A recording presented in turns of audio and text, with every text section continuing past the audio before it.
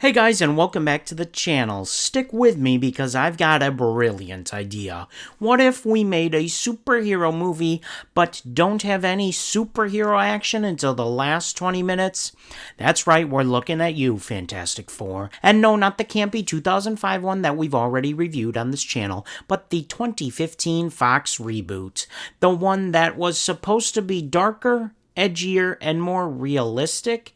Instead, we got one of the most boring, uninspired comic book movies ever made. Let's break down what exactly went wrong with Fantastic Four and why fans still hate it to this day.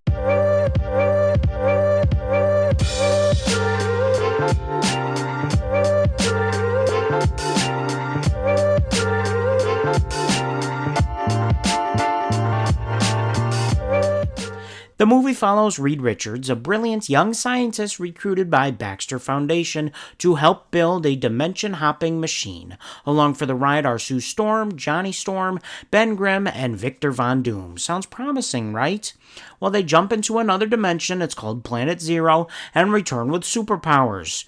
Reed can stretch, Sue turns invisible, Johnny can burst into flames, and Ben becomes a big rock guy. Of course, we all knew that. However, Doom gets left behind. It turns out later he comes back with glowing green eyes and a vague godlike powers. It sounds like a superhero origin story, kinda, but that's where the fun, if there was any, ends. Here's the thing. The first half of this movie feels like a slow burn sci-fi film.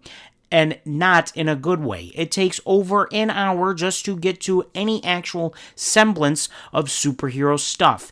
Even then, the action is minimal and the stakes never feel real. The pacing is excruciating and every scene feels like it was made by a different director, which in some ways it kinda was.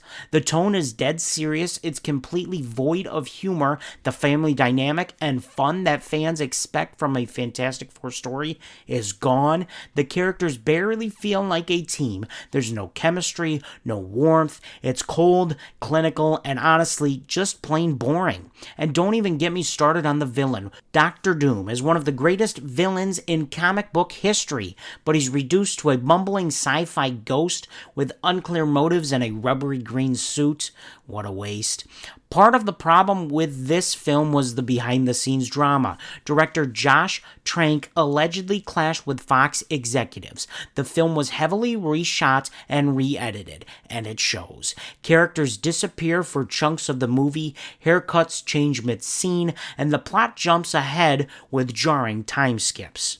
Trank even disowned the film the night before it was released, tweeting and later deleting that he had a fantastic version of the movie a year earlier, but we'll probably never see it. How about the fan reaction? Well, it was brutal. Comic book lovers were furious at how far this strayed from the source material. No blue suits, no family banter, no Baxter building charm, just a lifeless, joyless slog. Critics, they weren't kind either. It currently holds a 9% on Rotten Tomatoes and bombed at the box office. And any plans for the sequel was instantly scrapped. And Marvel fans everywhere collectively sighed in relief when Disney eventually got the rights back. In the end, Fantastic Four 2015 is a case study in how not to make a superhero movie.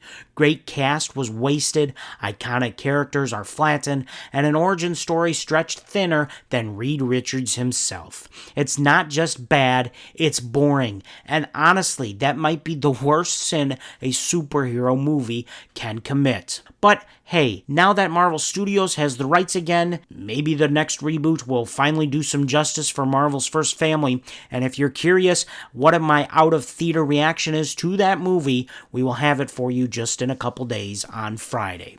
Well, what did you think of Fantastic Four 2015? Do you think there's a good movie hiding in there somewhere? I'm curious. Let me know in the comments below. And don't forget to like and subscribe and stretch that notification bell so you'll never miss a review.